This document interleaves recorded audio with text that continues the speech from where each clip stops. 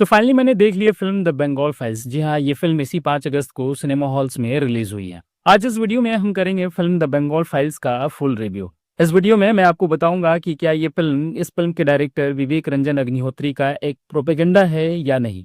इसके साथ ही साथ मैं आप लोगों से गुजारिश करूंगा कि अगर आप किसी भी माध्यम से इस वीडियो तक पहुंच गए हैं तो प्लीज इस वीडियो को पूरा जरूर देखें, क्योंकि मैं इस बात की गारंटी दे सकता हूं कि अगर आपने इस रिव्यू को पूरा देख लिया तो इस वीडियो के लास्ट में आप ये चैनल जरूर सब्सक्राइब करके ही जाएंगे। जी हाँ, अब बात करते हैं इस फिल्म के बारे में। पर उसके पहले आपको बताते चलेंगे इस फिल्म का मुख्य आधार वेस्ट बंगाल है और शायद इसीलिए इस फिल्म को वेस्ट बंगाल में बैन तो नहीं किया गया है, पर किसी राजनीतिक दबाव के कारण वो फिल्म वहां रिलीज भी नहीं हो रही है, क्योंकि फिल्म के डिस्ट्रीब्यूटर्स ने बंगाल में इस फिल्म को एक भी शोज नहीं दिए हैं। अर्थात बिना बैन किए ही ये फिल्म वेस्ट बंगाल में रिलीज नहीं हो रही है। इसके अलावा जिस शहर में मैं रहता हूँ उस शहर में भी इस फिल्म को बागी 4 की अपेक्षा बहुत कम शोज मिले हैं। अब इसके पीछे का क्या कारण है मुझे नहीं पता। अब अगर बात करें इस फिल्म की कहानी का, तो इस फिल्म की कहानी का संबंध बंगाल के इतिहास से जुड़ा होने के साथ साथ इस देश के इतिहास से भी जुड़ा है। वैसे तो इस फिल्म में कहानी का मुख्य आधार कोलकाता और नोआखाली में साल 1946 में हुए दंगे हैं, जिनमें 5,000 से 20,000 हिंदुओं की हत्या कर दी गई थी और कम से कम 1 लाख हिंदू बेघर हो गए थे। इसके अलावा इस फिल्म में 2 कहानियां साथ साथ चल रही हैं। एक कहानी का संबंध आजादी से पहले का है तो एक कहानी का संबंध वर्तमान समय से है, और इन दोनों ही कहानियों को एक साथ दिखाने का मतलब सिर्फ इतना है कि समय चाहे जो भी हो, लोगों की कहानियों और परेशानियों में ज्यादा अंतर नहीं है। आज से 75 साल पहले भी वहां के लोगों ने दर्द झेला था और आज भी झेल रहे हैं। ये फिल्म सत्य घटना से ना तो प्रेरित है और ना ही सत्य घटना पर आधारित है, बल्कि ये फिल्म बंगाल के इतिहास और वर्तमान में घटी घटनाओं का जीवित सिनेमैटिक रूपांतरण है।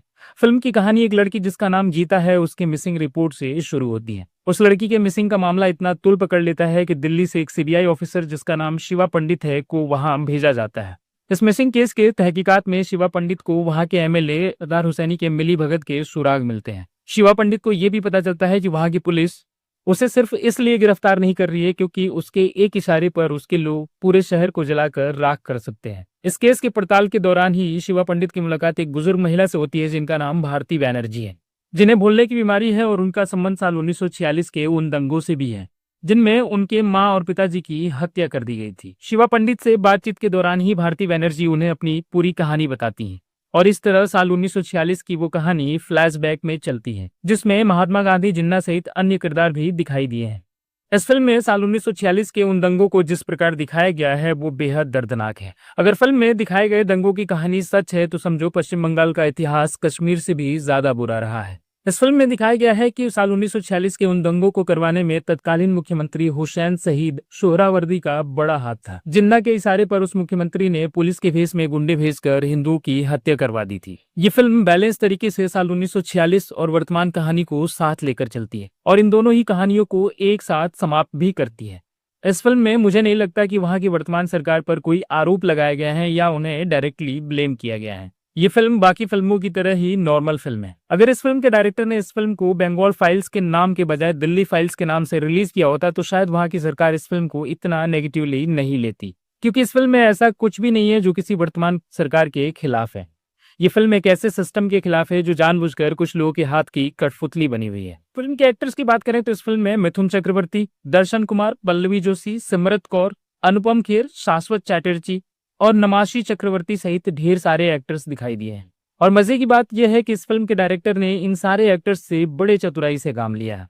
इस फिल्म में कोई भी ऐसा एक्टर नहीं है जो आपको निराश करेगा। इस फिल्म के हर एक एक्टर ने आउटस्टैंडिंग परफॉर्मेंस दी है। इतने सारे एक्टर्स होने के बावजूद भी इसमें किसी को बेहतर और किसी को कमतर नहीं आंका जा सकता। फिल्म के विजुअल्स और सिनेमाटोग्राफी काफी शानदार है।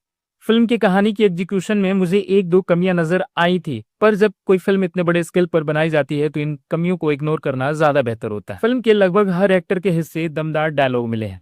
फिल्म के हर एक लीड एक्टर को उनके किरदार की बात रखने का पूरा मौका दिया गया, और शायद इसीलिए इस फिल्म का रन टाइम 3 घंटा 20 मिनट का है। इस फिल्म में बंगाली संगीत को परफेक्ट तरीके से प्रयोग किया गया। फिल्म के बीजीएम में कई बार बंगाली संगीत सुनाई देता है, जिसके शब्द हमें समझ तो नहीं आते पर उनमें छिपे दर्द को महसूस किया जा सकता है। ओवरऑल ये फिल्म विवेक रंजन अग्निहोत्री की पिछली फिल्म द कश्मीर फाइल से कहीं ज्यादा बेहतर है, जिसे जरूर देखा जाना चाहिए। अब क्या ये फिल्म एक प्रोपेगेंडा है अथवा नहीं, तो ऐसे में मुझे लगता है कि अगर इस फिल्म में दिखाए गए विजुअल्स का संबंध इतिहास से नहीं होता तो मैं मानता कि ये फिल्म एक प्रोपेगेंडा है। पर इस फिल्म में जो कुछ भी दिखाया गया है, जो भी कहानी दिखाई गई है, उसे आप इंटरनेट या किसी और माध्यम से चेक कर सकते हैं। आप हिंदू या मुस्लिम किसी भी रिलीजन से संबंध रखते हो, आपको ये फिल्म जरूर देखना चाहिए, क्योंकि एक आम इंसान में कम से कम इतना तो सब्र होना चाहिए कि वो शांतिपूर्वक किसी फिल्म को देख सके और फिर विचार करे कि क्या वो गलत है या सही। इस फिल्म के एक सीन में एक किरदार कहता है कि ये कहानी एक ऐसे राक्षस की कहानी है जिसके दो चेहरे हैं। एक चेहरे में वो राक्षस है और दूसरे में देवता। वो राक्षस उन दोनों चेहरों को अपनी जरूरतों के हिसाब से प्रयोग करता है, पर हर बार जीतता वही राक्षस है। यानी वर्तमान समय के लीडर्स भी ठीक इसी तरह काम करते हैं, चाहे वो लीडर किसी भी धर्म या जाति से संबंध रखता हो। वो हमेशा दो चेहरे लेकर घूमता है और अपनी जरूरतों के हिसाब से वो चेहरे सामने रखता है। ओवरऑल मैं इस फिल्म को रिकमेंड करता हूं कि आप चाहे जिस भी मत को मानते हो, ये फिल्म आपको जरूर देखनी चाहिए। बाकी अगर आपने ये फिल्म देख ली है तो आपको कैसी लगी कमेंट कर हमें जरूर बताएं और इस वीडियो को लाइक करने के साथ साथ हमारे चैनल को सब्सक्राइब करना ना भूलें। Thank you so much.